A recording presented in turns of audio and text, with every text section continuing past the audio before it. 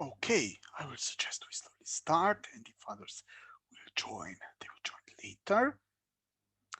So, hello, I kindly welcome you at our fifth Culture Economics online seminar, CEOs under the framework of Association for Culture Economics International, ACEI.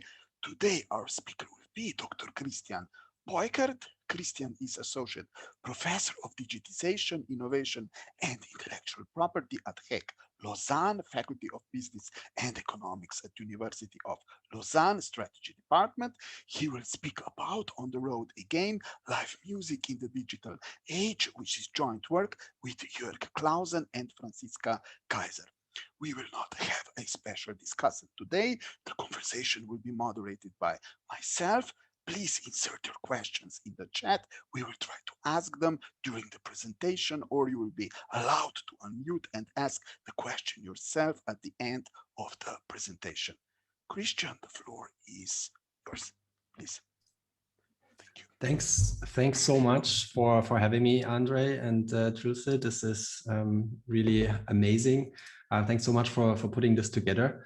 It's just such a nice opportunity to meet everyone. We're just chatting about how it's usually so difficult to connect the cultural economics people in Europe and Australia, but this time just seems perfect. So for me, it's good morning. For the Australians, good afternoon. So I'm going to talk about a project which is fairly recent, and it's not going to be a very polished presentation, but rather an invitation to discuss this work in progress. And so any comments are very welcome. Please interrupt me at any time. I'm more than happy to take questions and comments as we go. So so this is joint work with Jörg, who's at LMU Munich, and Franziska, who's a PhD student at HSC, and she's also at the World Intellectual Property Organization. So Franziska is also on the call. So if you have really hard questions, I hope she can help me out. All right, so let me start with a caveat. This is not a project about digital concerts, but about concerts in the digital age. Do you know what this is? Have you seen this? This is entirely not what this paper is about. So this is the performance of Travis Scott in the video game Fortnite, just one of the few new formats that artists have recently been experimenting with in the pandemic. While this is certainly fun, and I would be super interested to sort of think about the economics of this, this is entirely not what I'm going to talk about today. So I'm taking a more historical perspective and try to answer a perhaps slightly bigger big picture question. And for that, let me go back in time. So I guess in this audience, I don't need to say that we've seen like massive changes in the recorded music industry in the last 20 years or so. It's clear that revenues from physical records have fallen sharply. And we've seen a reduction of about 70% in revenue from physical formats like LPs and mostly CDs since the 2000 or so. And you might say, well, so what? This is revenues in the industry. What's important is that there's continued income to the artists, because the artists are basically bearing the cost of creating this stuff. If the industry is suffering, it's not that important. What's really important is that the artists are not suffering. And indeed, it's true that things have also changed on the part of the artist income. So what's always been true, and perhaps even more so more recently, is that concerts are an important part of artist income. And what you see on this graph here is actually I don't really know what you see here. This is numbers that come from a policy report. So I don't know exactly where the data is coming from, but I'm very happy that this picture exists, because it's very difficult to get your hands on actual income data. And so take this with a grain of salt. I guess the overall the overall message in this plot should be clear, although we don't really know what exactly the data is. And the message is that you see a decrease in the income that comes from recorded revenues. So that's the dark blue bars here, and that's about 12% of the revenue numbers that I just showed you on the other picture. So 12% of the gross in record sales actually go into the pockets of artists, and then the shaded blue parts here, these are incomes that come from concerts, and you'll see a pattern that as the income from recorded music decreases, you'll see artists sort of making up, at least partially, by adding income from concerts. Now, what are the green parts here? These are freelance sales. So I don't know exactly what this is, but I imagine this is the T-shirts and posters and this kind of stuff that they sell at concerts. So now the takeaway that I want you to have from this picture is that while we've seen like in the same kind of time period, we've seen a 70% reduction in revenue from physical recordings, we've seen like only, quote unquote, only a 30% reduction of artist income, because the artists are sort of receiving more income from concerts. And sort of this link between or what happened, why do we see this decrease in recorded revenues, is because, of course, what happened in the 2000s was that we've seen these new digital distribution formats, which were great for consumers, but not so great for the industry, and apparently also not so great for the artists, because they were unlicensed, and you had these file sharing platforms like Napster and BitTorrent that basically made music available, but didn't pay any royalties to the artists. And so the link between unlicensed consumption on both record sales and live performances is now relatively well established. So I think it's a settled academic debate that piracy displaces sales, and across sort of all the papers that I read on this, you can sort of distill a number of about 20% sales displacement. What we don't really know the true causal effect of file sharing on concerts, but there is some evidence out there, which basically can be summarized by this key graph in the paper by Mortimer et al., which came out in 2012, where you see that as album sales, so recorded revenues drop, you'll also see a quite strong increase in the number of concerts that artists perform. So this is basically just a different way of showing you the same picture that I already showed you. This is highly consistent with the income data that I had on the previous slide. So now that's of course not all that we know about the relationship between distribution channels for music, and there's at least two studies that sort of establish a link between recordings and live performances, which basically go in both directions. Montoro Pons and Guadro Garcia, they find evidence of demand complementarities, meaning a direct link from pre-recorded music to live music attendance. And then there's this paper by Papis and Van Heerde that basically show both directions in one paper, but say that sort of the link that goes from recordings to live music is much stronger than the reverse one. Now, of course, what also happened during the time frame of maybe 20, 25 years or so is that now we also have licensed digital services.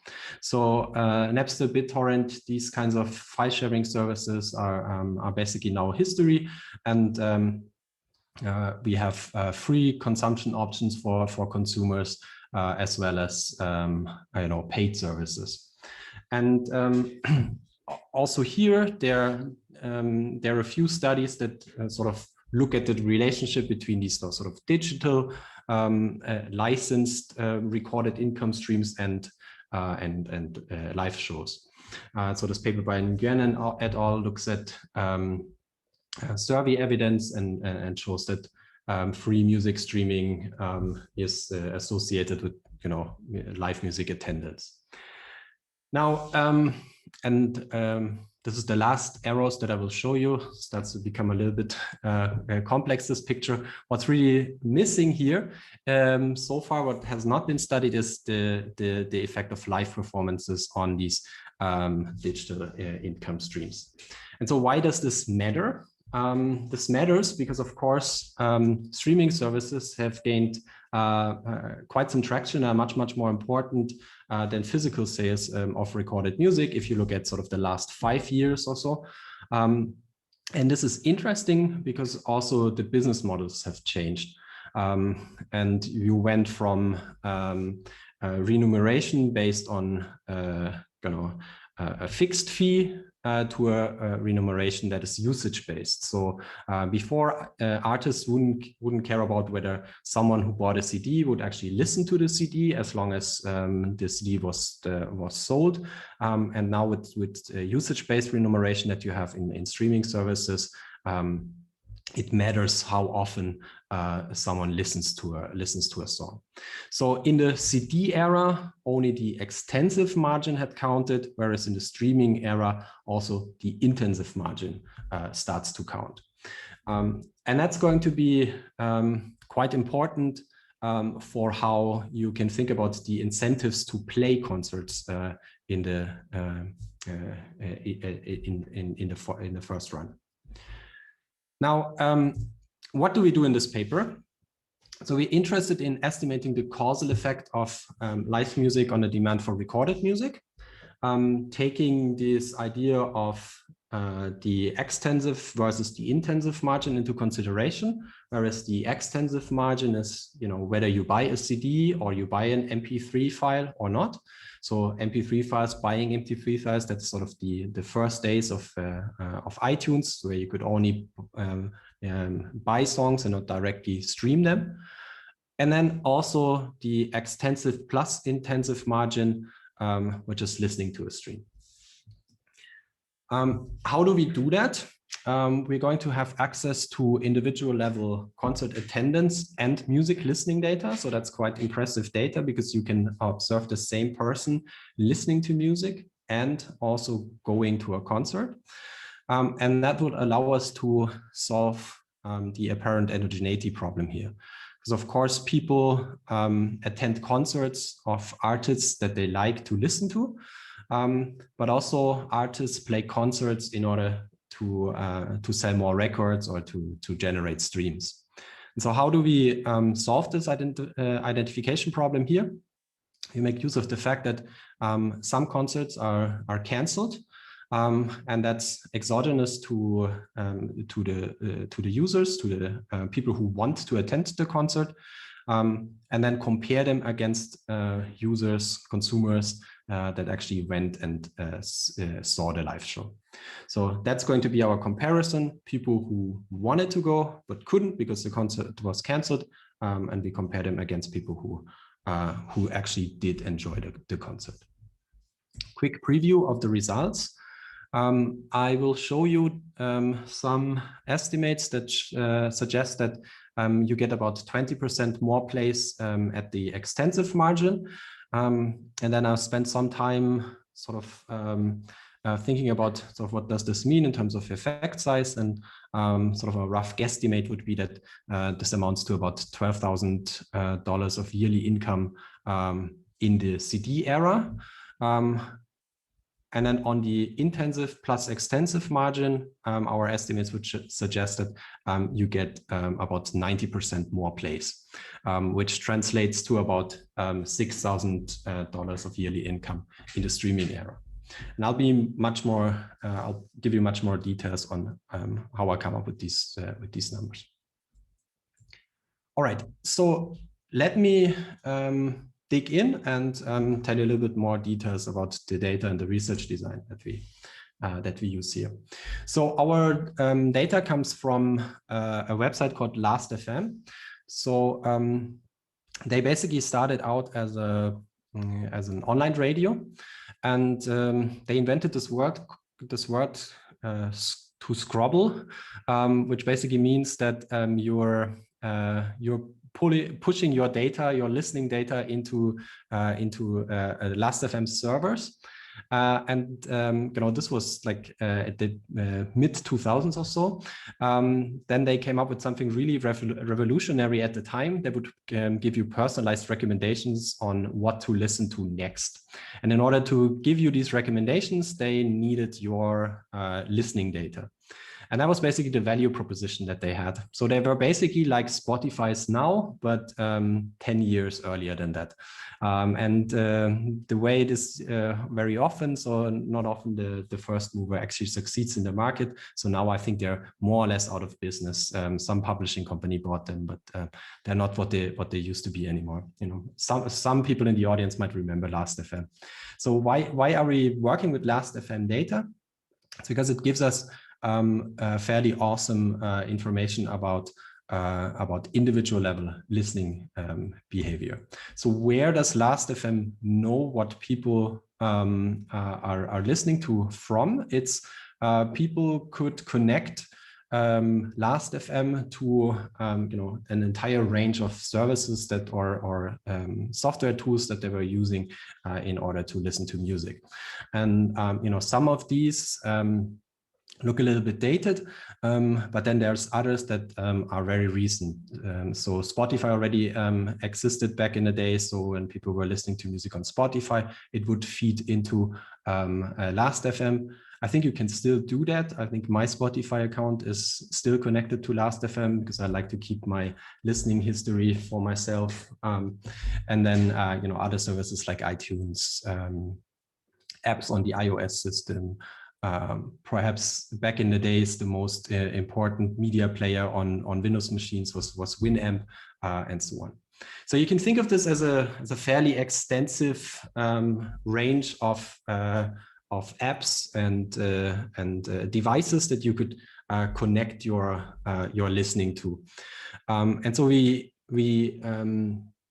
think we can be relatively certain that we observed the entire listening history of those users that were actively scrobbling to Last.fm. So that's the listening part. What about the concerts part?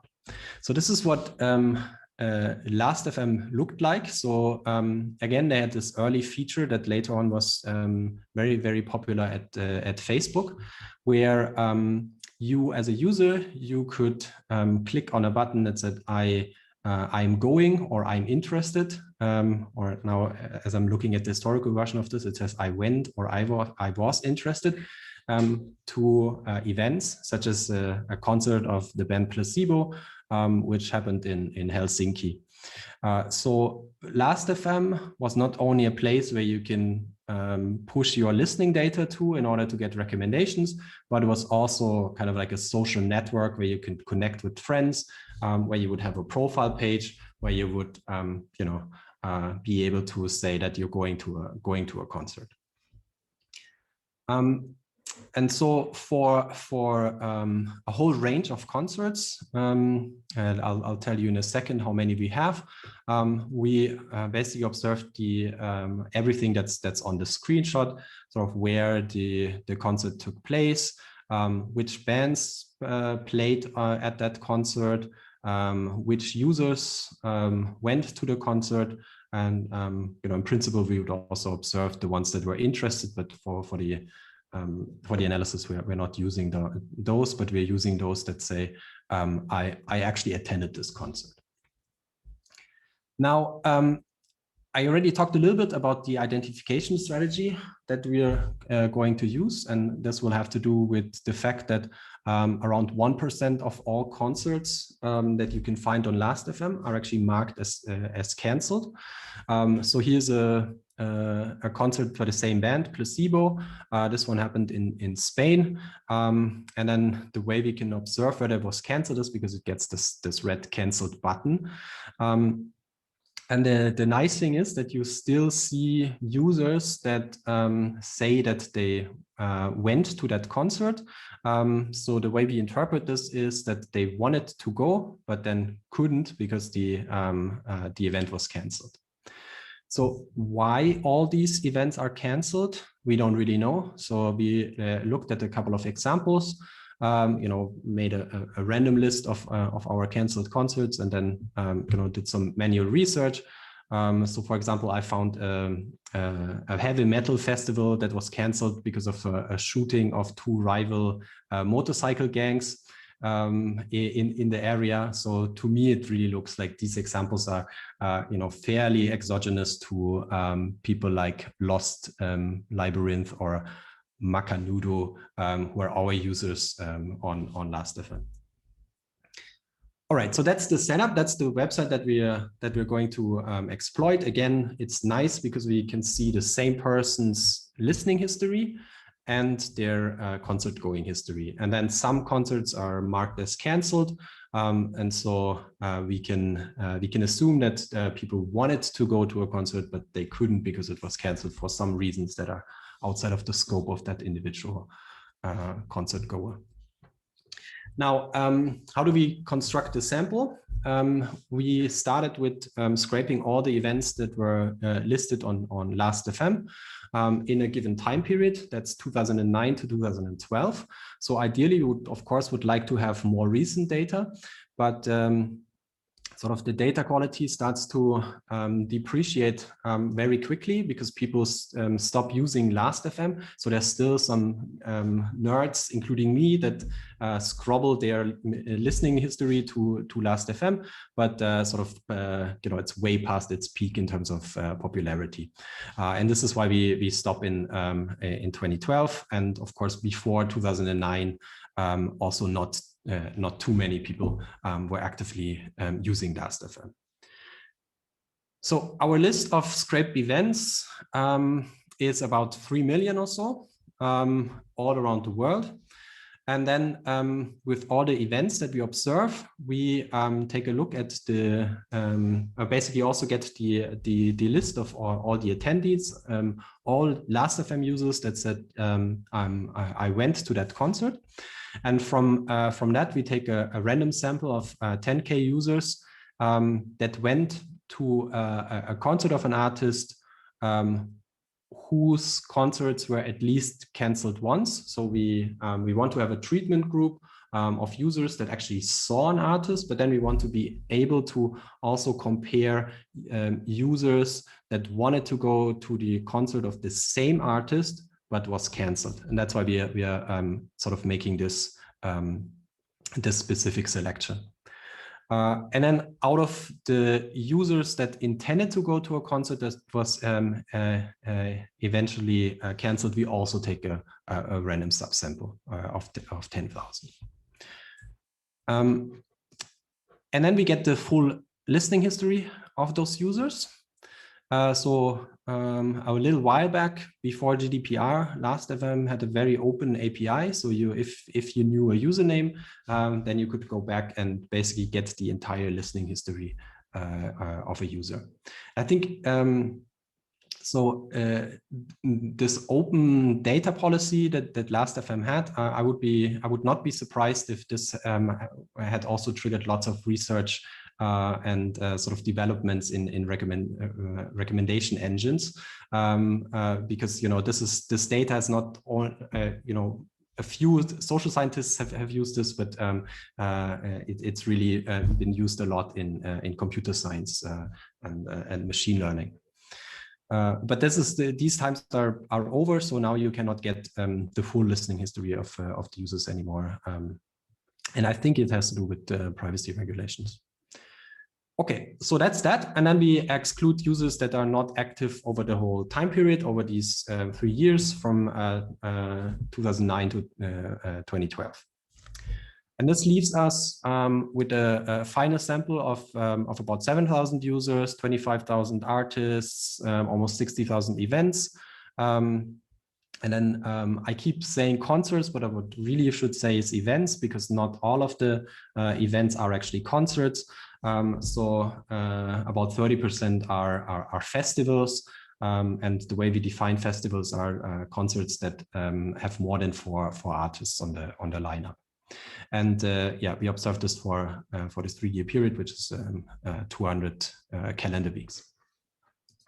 So what is going to be our identification strategy? So we will be looking at artist week level plays, user artist week level plays.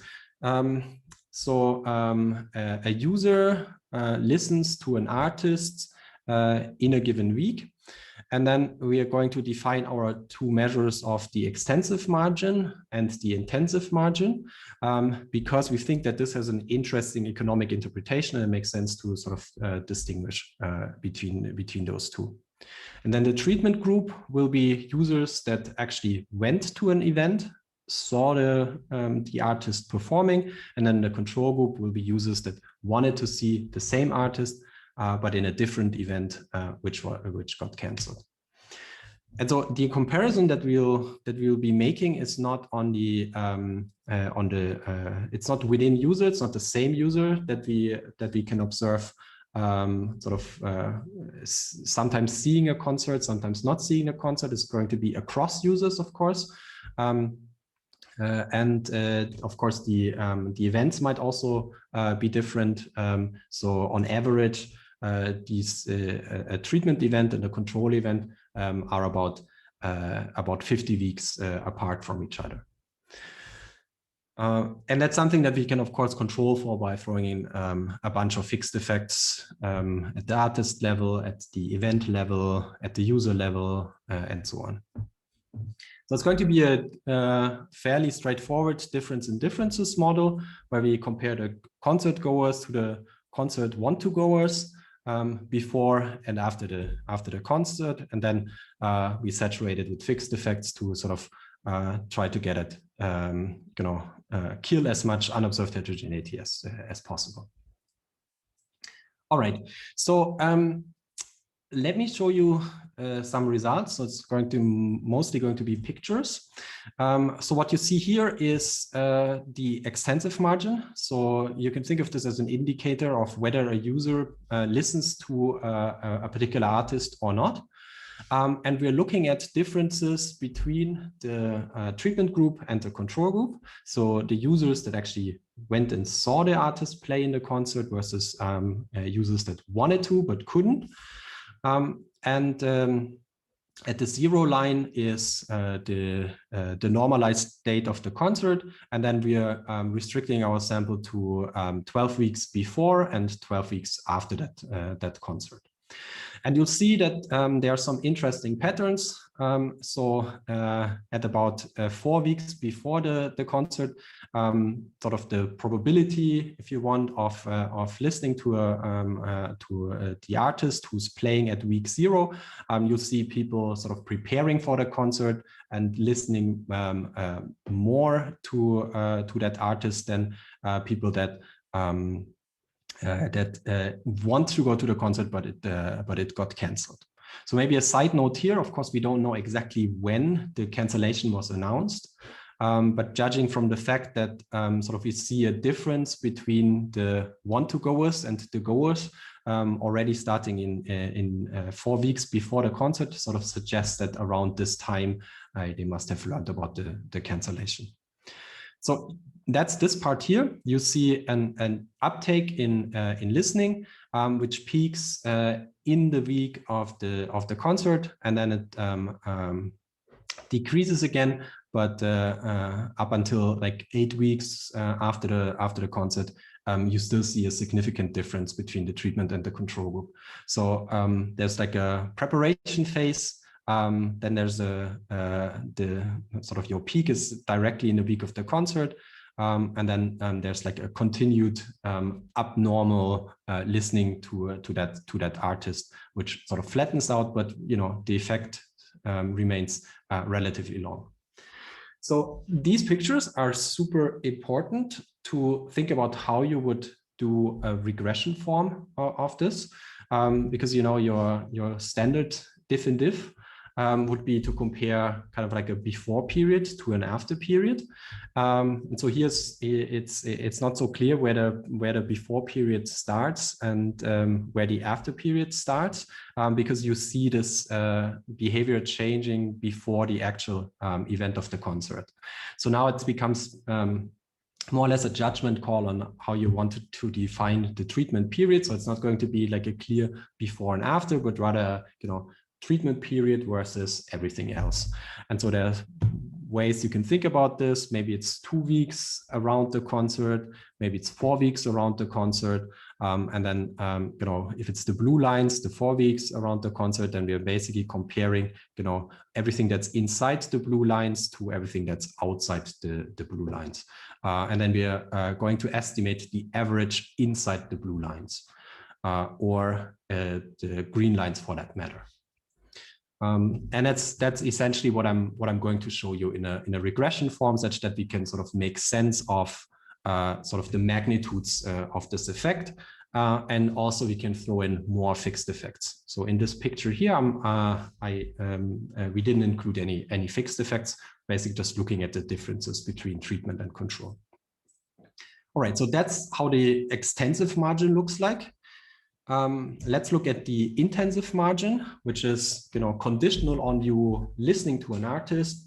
How much more do you listen? And you see a similar pattern. Also, there's an uptick already before the concert, some peak. This is 1 week after the concert in this case, and then sort of the difference between treatment and control group starts to disappear, and the effect on the intensive margin doesn't look like that it's as long-lived as the effect on the extensive margin. So again, how do you define the treatment period? 4 weeks plus minus, 2 weeks plus minus. Here for the intensive margin looks more like we should be looking at 2 weeks plus minus, because not a lot of significant changes are between -4 and 4. So that's really a judgment call. So what we do in when we try to pin down the average effect here is to basically just we run it for 2 weeks, 2 week window, 4 week window, and so on. And so this is what you get if you throw this into a regression model, where we first restrict the sample to this 24-week window around the concert that I also showed you in the pictures. And we add calendar week fixed effects to make sure that we are not picking up any seasonality. Some concerts might happen, the zero might actually happen during the holiday season where more people have time to go to concerts and so on. So we're capturing that unobserved heterogeneity. Then we're throwing in user fixed effects. So some users might just be more active than others. They listen to more music, they go to more concerts. Anything that's unobserved and doesn't change over time, but is user specific, we're going to absorb with the user fixed effect. Then there's an artist fixed effect, where some artists just play better shows than others.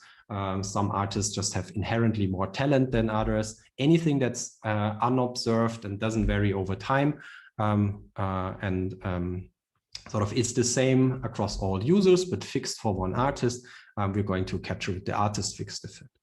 And then the last type of fixed effect is a user artist fixed effect that's capturing me being a super fan of, I don't know, Michael Jackson. And then my relationship with Michael Jackson would be captured in this user artist fixed effect, sort of controlling for the fact that my reaction in listening behavior to attending a concert of Michael Jackson would be much more extreme than someone else's reaction to attending a concert of Michael Jackson. So by the way, I wish I had ever had the chance to see Michael Jackson live. But yeah, Okay, so extensive margin, this is what you get. I'll talk about the effect sizes in a second. Intensive margin looks like this. Of course, we're losing a lot of observations because, of course, you imagine in this size of a data set, there's lots of zeros. Not everybody is listening to an artist every week. When we are operating on the extensive margin, it's really a lot of zeros versus a few ones, we need to identify what causes the switch from a 0 to 1, from not listening to an artist at all to listening to an artist. Then on the intensive margin, that's the guys that already listen to an artist, and then within those, how much more do they listen to that artist. And then finally, that's the combination of the extensive versus the intensive margin. That's sounds very fancy, but this is essentially just us looking at the number of plays, not thinking about extensive versus intensive at all.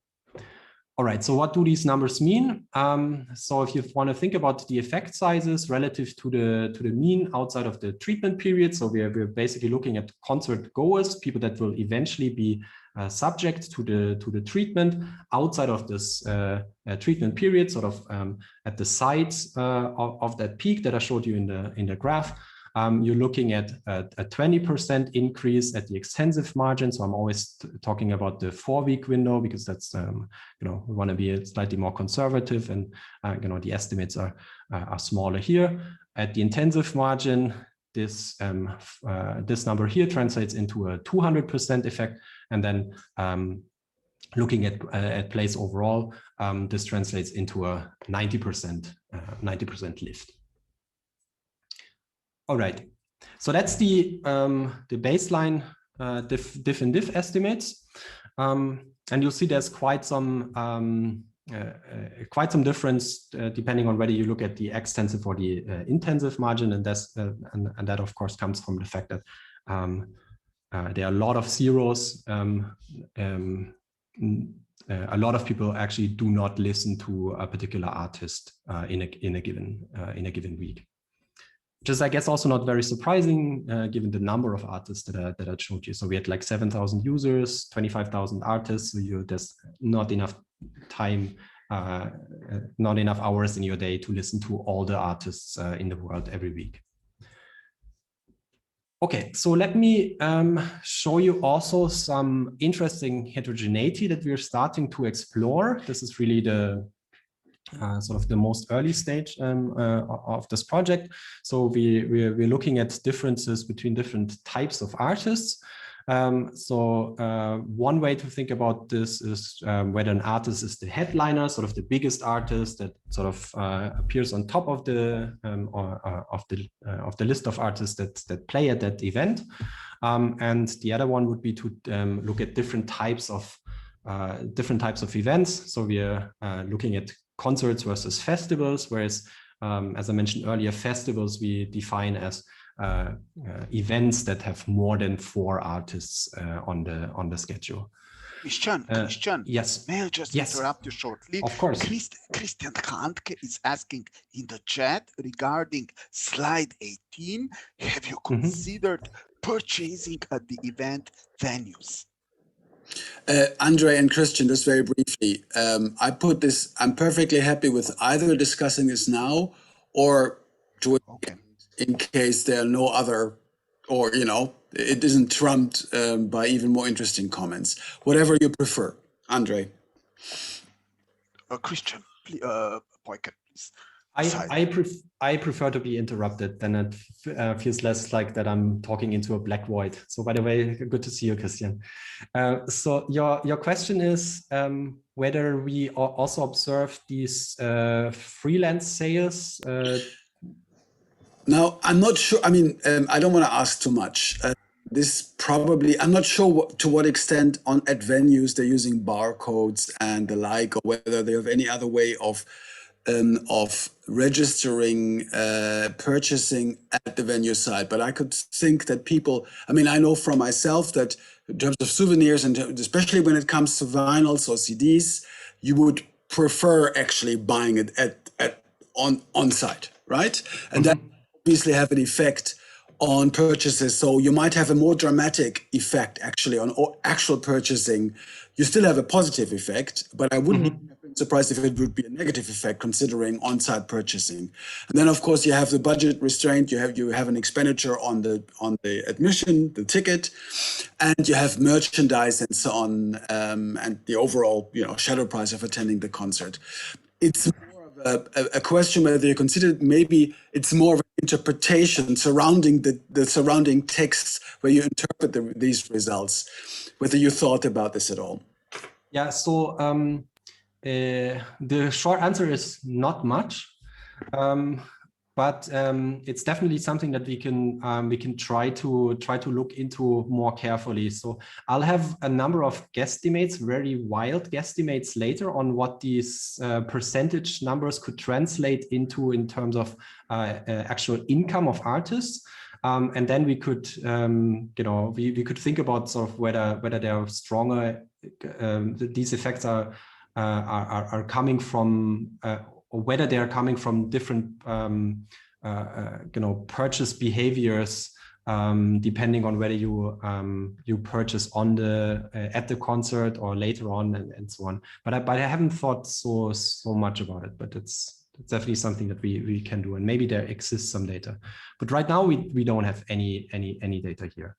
So what you're looking at here is really just we're observing what people are listening to, and which concerts are people are trying to attend, and then we see how much more listening, how their listening behavior changes. But we don't know why the listening behavior changes. Is it because they buy a record or they steal a record? This is also still in the phase where piracy is quite big. Yeah, so this we don't know, but I'll have some guesstimates on this later. All right, so back to our heterogeneity analysis of the headliners versus the festivals. I don't want to spend too much time on this, just to sort of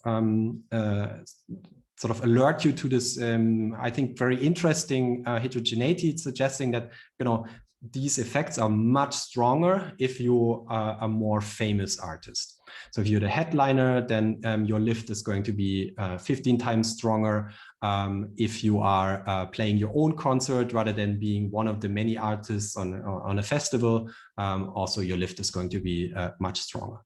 And that's all about I have to say about this. We haven't done much extra on that heterogeneity. All right, so let me talk a little bit about the effect size. And as I mentioned, there's going to be some wild guesstimates in there that depend on a lot of assumptions. So the point really is to understand the magnitudes better, and not really to come up with precise numbers, but sort of to have an idea of what these 20%, 90%, 200% numbers mean that I just showed you. So let's think about the added recording income, just recordings that come from concerts. So let's try to sort of convert this increase in listenings into an income stream for artists. And so one way to think about this is to think about the different remuneration models. So loosely, I'll speak of the CD era, and then later on, I'll talk about the streaming era. And so in the CD era, of course, the extensive margin is what matters, because all artists don't get any extra payments from someone listening to a CD 500 times versus someone never ever listening to a CD. All that counts is that the CD was bought once. And so let's take our estimate of this 20% at the extensive margin. And now this sort of comes a little bit back to our discussion, Christian, about the how much of this is actually coming from new purchases. So when I look at our data, we'll see that about 80% of the users in our sample do not listen to the band at all before the concert. If I can interpret this as they do not listen to the band because they don't own a CD, they don't own MP3s, then it might mean that these guys, once we start seeing them listening to the band after the concert, these guys must have bought the CD as a result of the concert. That's very wild, but so let's think about it in that way. And then, of course, not everybody buys a CD. I opened today's presentation by showing you how how the physical sales dropped, and a lot of this had to do with file sharing and piracy. And what we know from the literature is that you can think about like 20% displacement rates. So out of the 80% users that we think might have bought a CD, only 80% of the 80% might have actually done that. 20% of them might have just downloaded the album from Napster and so on. So in total, this means that about 60% of the listeners actually buy the album. So what's the average price of an album in 2000? About $20. Now, what's the average number of attendees of a concert? So if I look at the descriptive statistics in the Mortimer paper, this suggests about 2,500 on average. This would mean you end up with a gross revenue of about 6K per concert. Now, this is the gross revenue from recorded music income. How much of this ends up in the pockets of the artists? A fairly small amount, about 10 to 12%. So let's say this is about 700 per concert. So that's in the CD era. Given all these assumptions, my wild guesstimate would be, this 20% increase at the extensive margin is actually worth about 700 per concert. Now let's think about the streaming era. For this, we take our estimate of the 90% at the extensive plus intensive margin, because of course, with this, the way that streaming works is you also get remunerated for every time a consumer listens to a song. So the intensive margin also plays a role. So what is the average weekly plays of our attendees before the concert? It's about 10 plays. How much does an artist get from streaming services? In the paper by Aguirre and Waldvogel, they have some information on that. So that's about $2 per 1,000 streams. Now we looked at the 4-week window, at the 90% increase on top of the before plays. So 9 times 4 times these 2,500 people that go to the concert, and then we end up with 90K extra streams per concert. And so the additional artist income would be 200 per concert. So let's think about I've been talking a lot about per concert. How many concerts do artists actually play? So this is a version of the picture that I showed you that came from the Mortimer et al. Paper. So what I'm doing here is I'm looking at all the artists that ever reached the Billboard 200 album charts in the 90s, from 1990 to 1999. And then look for all their concerts on Songkick. So Songkick is a website that basically lists all concerts. It's very similar to Last.fm, but sort of came into existence after Last.fm, and it's still used fairly frequently. So my impression is that the Songkick data towards the more recent years is actually a better source of information about concerts. And so when you do that and you get all the concerts of these artists that are reasonably successful, then what you see is that sort of they go from 15 concerts on average per year in 1990 to about maybe 25 or so up until 2011. And so I draw this line here at 2011 because this is sort of perhaps where streaming starts to become more popular and more important. And then what's super interesting about this is that you see a downward trend again. So with streaming services starting, you also see artists working less on their concert income. So now we can use our estimates of the total income of the artist income per concert in order to think about the total income of artists in 2000, where there were only CDs. So you have like these 17 or so concerts times the $700, that's about 12K. And then in 2011, where, you know, let's assume CDs are gone by then, you only have income from streaming. Then you multiply the 190 estimate by the 25 concerts that you have on average, and you end up with a number of about 5K, you know, extra recording income on top of the income that artists already have from playing the concerts. And of course, with each of those, you have also other trends that are going on at the same time. So in this phase, from sort of what I call the CD area, or that's basically, you know, let's call this the Napster era, from 2000 to 2011, you have increasingly less overall recording revenues. That's the picture that I showed you, where, you know, physical sales drop sharply, and then from 2011 on, you see increasingly more recording revenues that come from streaming. So that's basically what's going on in this picture. So orange are CDs. You see that they're falling, and then starting in 2004 with iTunes, you see digital revenues start to increase, and green are basically streaming services. So these are the countervailing forces that are also going on. I can show you the same picture for artists that sort of have their peak in popularity from 2018. Just to convince you that, you know, it's not that particular cohort of the 90s artists. Of course, here's more noise, because not many artists that are successful in 2018 already played concerts in 1990. But you see a similar picture. There's more concerts in the Napster era, and then sort of starts to decrease.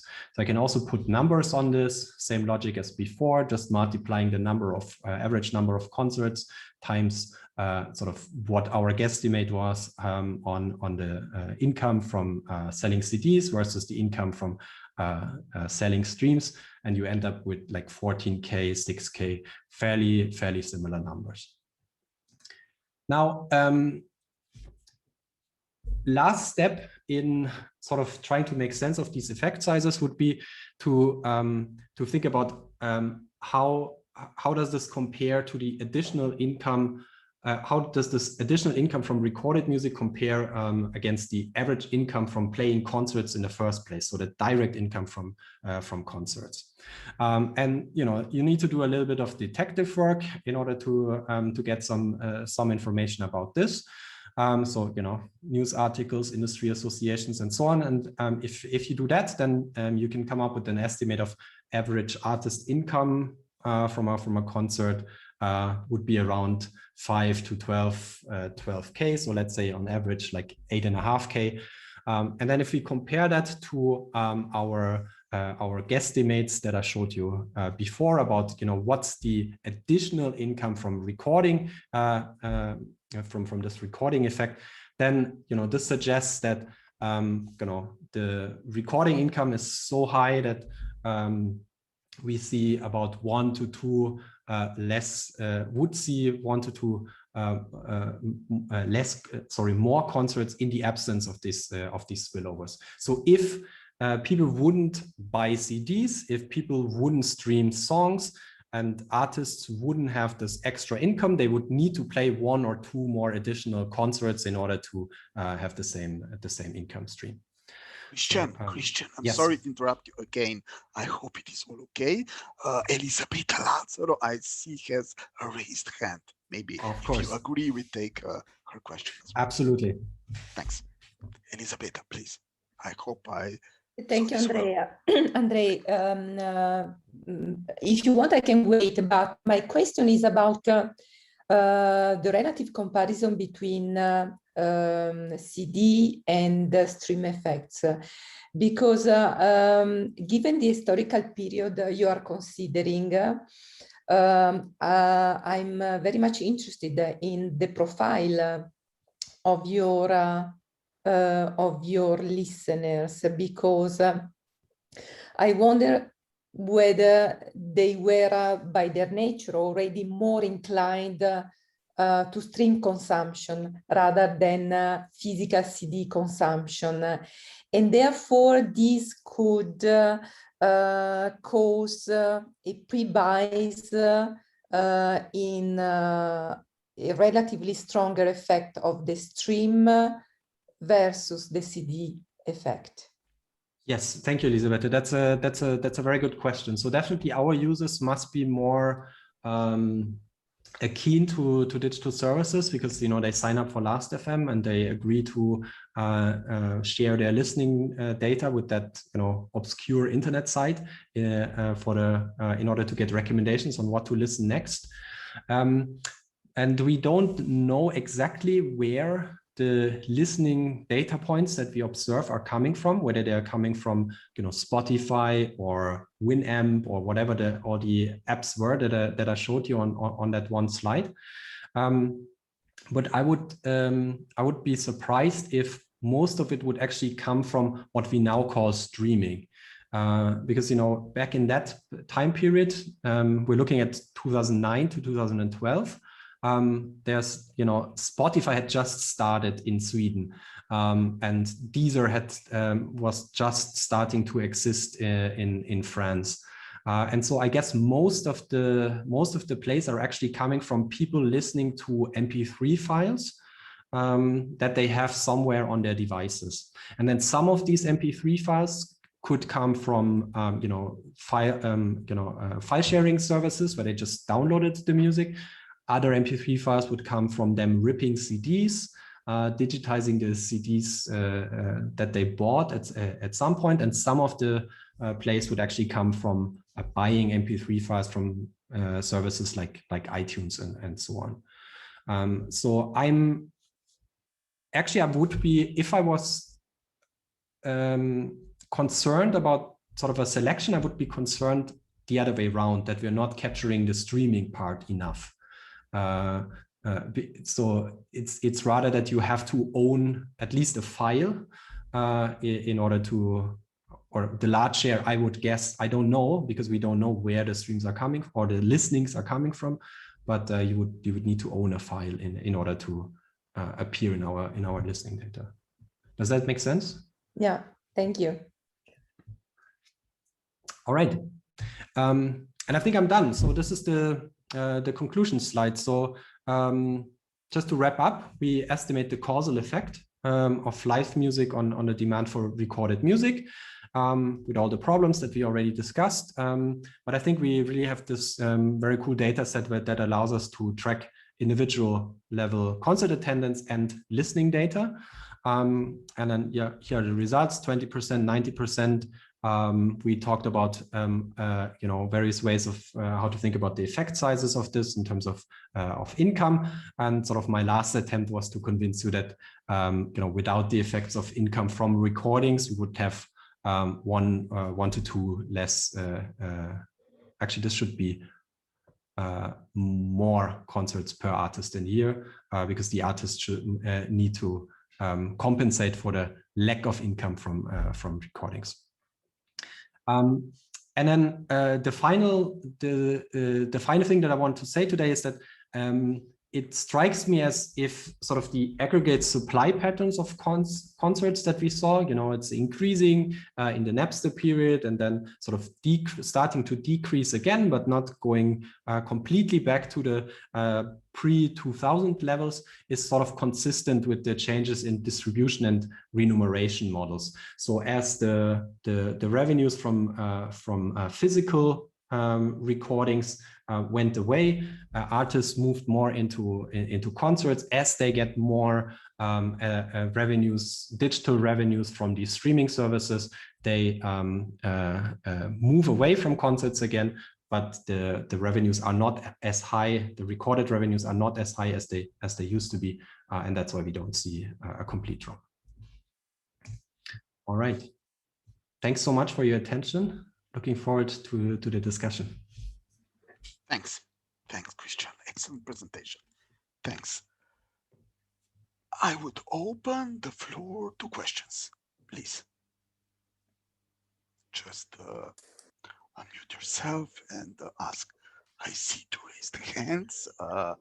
I would give the word to Hendrik Sonnabend and then Christian Handke, as Christian already asked during the talk. Please, Hendrik, if possible. Yes, thanks, Andre. First of all, Christian, thanks for this wonderful presentation. So it gave me a warm feeling of nostalgia, because I was last FM user too.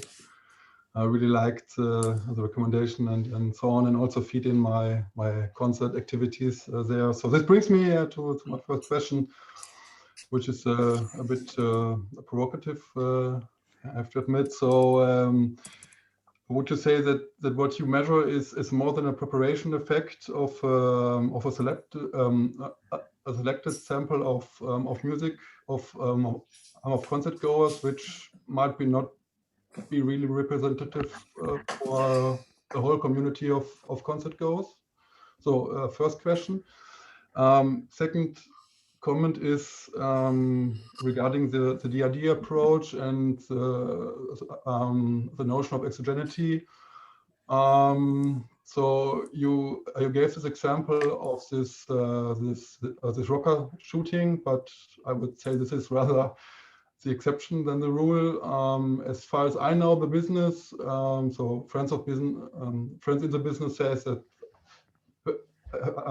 that in case the concert is cancelled, it's in the majority of cases it's because of a weak demand in tickets. So they say, okay, it's technical reasons, but they don't sell enough tickets to even get the cost covered, and the local manager says, okay, let's cancel it. So this would indicate that the fan scene in the area is not strong enough, and listening behavior and be devoted to music is also linked to a fan scene and something like this. So is it really exogenous? A last remark is just a comment, if you may want to compare artists who released fresh music with those who don't, to compare effect sizes. Okay, that's it, and yeah, thanks again. Thanks very much, Hendrik, and good to see you. By the way, I mean, we were exchanging emails, but now it's nice to also have a face. Gets the upsides of the pandemic. Great questions. So how representative are our users? I don't think they're very representative. Because they're like you and me, people that sign up for Last.fm. They're like above average, perhaps in music consumption. But then I would argue that that's true for the guys who go to the concerts, and that's also true for the guys who are exposed to the cancelled concerts. So that's true for the treatment group and for the control group. And so to some extent, I might be inclined to think that this can cancel out, but not sure about that. And it's definitely a very, very valid point. So we'll have to think about ways to sort of compare this against a broader audience. About the exogeneity of cancellation events. I think you have a very good point there that maybe concerts get canceled because there's low demand.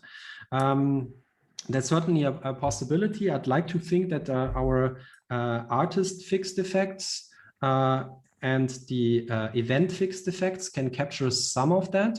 But probably we'll need to think about artist event fixed effects as well to sort of be able to capture this dimension. I see your point. I'm not super skeptical about it, because I think there could be ways to just throw in a couple more fixed effects to sort of try to address this issue. Maybe you could use a selected sample of artists who cancelled the whole tour or more than one concert. Yes. So this would strengthen your point here, I think. Yes, I think that's a very good idea. So like Billie Eilish that broke her ankle and then had to cancel the tour. Okay, and then so I can't read Yes, artists that release new albums. So that's a very good idea. That's definitely something that we can try. We have the data on the release history of artists, and it's definitely a nice heterogeneity that we might want to explore. Thanks very much, Hendrik. These are all great comments and suggestions. Thanks. I think Christian Antke. Yes, thanks. I already lowered my hand because Hendrik has stolen my thunder.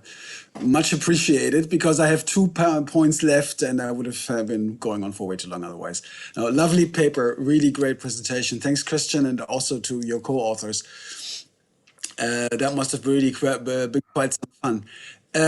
Now, first thing is just a comment. I'm not even sure whether you want to respond to it at all, but I would say that I don't really buy the effect on concert supply.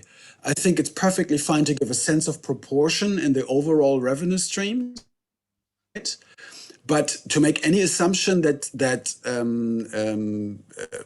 recording artists and performing artists would not take extra income, right? If they get another booker, offering them decent conditions, in the next city, I would drop that point. I think the proportion speaks volumes in and of itself. But to assume that there's any reaction on the or any effect on concert supply, I think that's pushing it a bit too far. I wouldn't buy it. The other point is, the other is actually a genuine question. I'm genuinely puzzled to see that you find much stronger effects for headliners, and you actually said superstars. It wasn't on the slides, but I usually see much stronger effects of any attention-grabbing device on newcomers, fringe artists, and then superstars. Could you help me understand a bit better why you have so much stronger effects for headliners, also, who I presume are very well-established artists or superstars? Thanks, Christian. So, point taken about the supply. Maybe I was just stretching in a presentation, so I didn't mean to sort of think about the supply side effects. I was just trying to make a comparison. But just to push back a little bit, it might be possible that artists actually reach a capacity constraint at some point, because we're going up to 30 concerts per year, which is like almost every weekend. And so there might be a reason why you would not take up another concert, because simply you don't have any more time. But point well taken. I was stretching it too far, perhaps.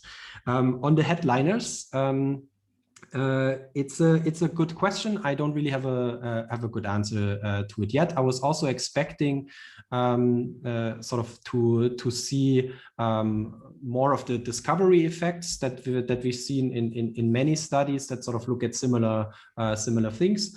But here it seems to be the opposite. So we have to dig deeper.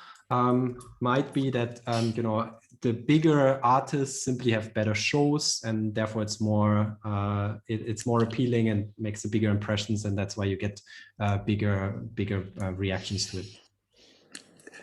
Just one more comment. I mean, this looks like a jam-packed paper full of goodies. Maybe that's actually another paper focusing on festivals, if you have enough data on those, where people get to see acts that they're not that familiar with, and there a discovery effect for newcomers might be actually. I would be very curious to see whether you would find it there, right? Whereas for single act or just 2-act or whatever events, people would just go there who are fans in converts in the first place already. So focusing on festivals is very interesting regarding discovery effects and all of this. But, yes, we can certainly do that. There are lots of festivals in our data set. I would just be a little bit worried that it's difficult to, once the festivals get bigger, it's difficult to know whether a user actually saw a band or they were just attending the festival in which the band played, because there's just too many bands to ever see all the concerts in a big festival. Of course, you could control for festival side the number of stages. So what? Yep. Well, but in any case, that's material for this paper in the first place. Yeah. Okay. Thanks.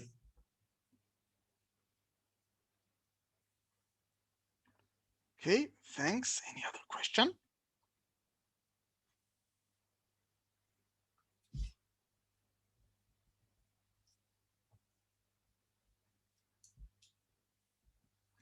Maybe one small from myself. Basically, how you defined the control and treatment group, isn't it possible that they overlap? Because I think you defined that the control group is the ones who do not listen to, follow the bands who canceled the concert, and the treated group were the ones who visited a concert of a group who was once canceled. Would this pose any problems in the estimation? Great question, Andre. So there is some overlap in the treatment and control group, in the sense that sometimes a user is in the treatment group for one artist, but in the control group for another artist. So because of course users go to, on average, they go to 3 concerts of not 3 concerts, but 2 concerts of 3 different artists. And then sometimes it happens that they're for one of the artists, the concerts are actually canceled. But we don't see too many concerts of the same artist.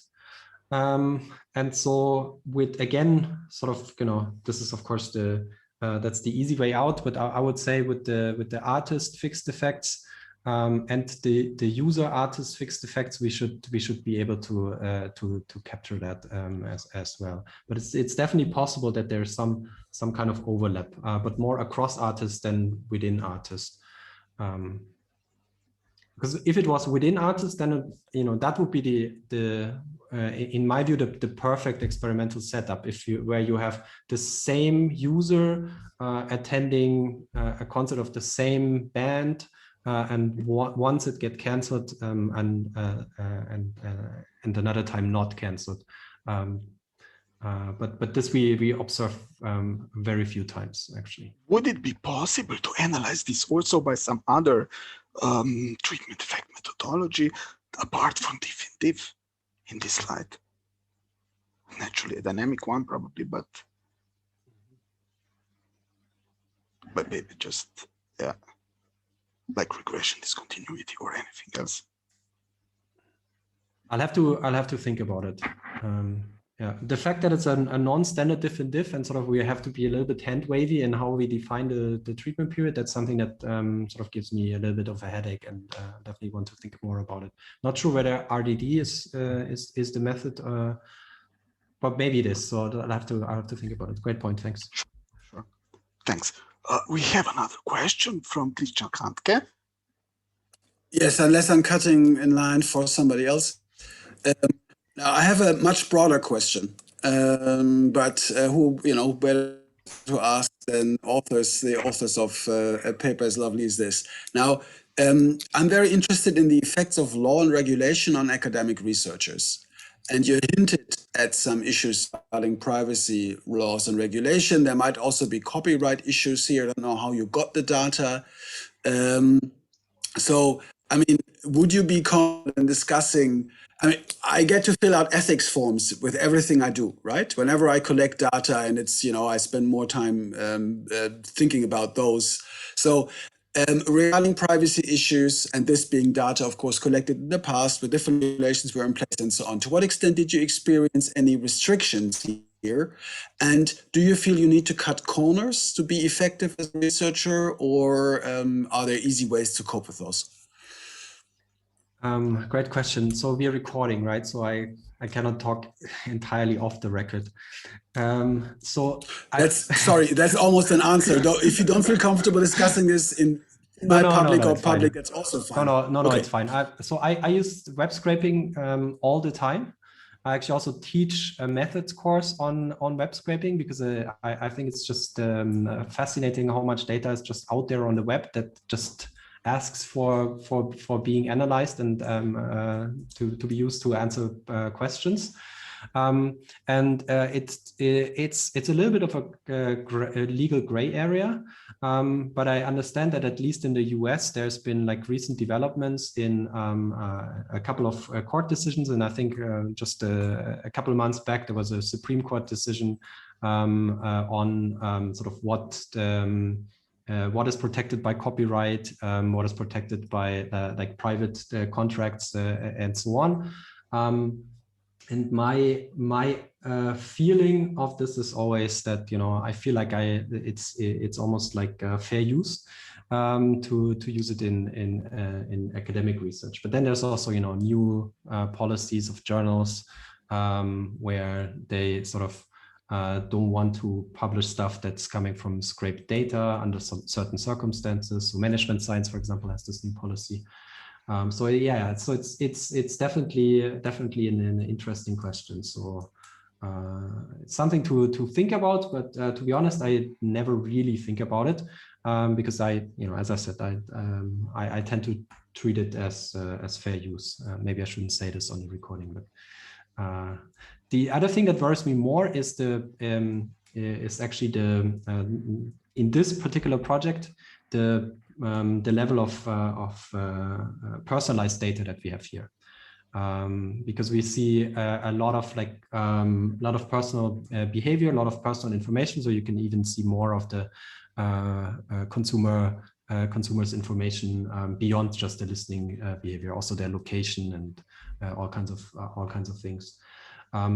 But this is the way we obtain this data is through the official API of Last.fm. So we went through their Last.fm's vetting process. We applied for the API as you would do if you were you know, someone who wants to work with the data in order to make a music recommendation service. And so here I'm you know, I think you know, I wouldn't worry about this. What worries me is that, you know, now with a different regulatory scheme, sort of these APIs have been shut off, at least at the very individual level. And so I would love to have the more recent data. That's yeah, and in that sense, feel slightly limited. But still, I mean, still great data to have. Okay, the congratulations are coming in the chat. Is there any other question from the audience? They are rolling.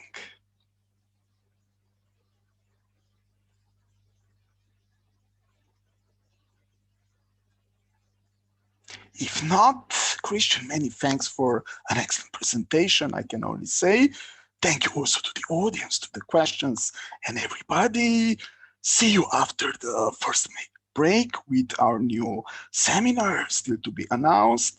So thanks to all, and thanks to Christian again. See you very soon. The seminar was recorded and it will be put on our YouTube account. Thank you. Thanks again, everybody. Goodbye. Thank you. Thanks. Bye-bye. Thanks a lot. Bye-bye. Bye-bye.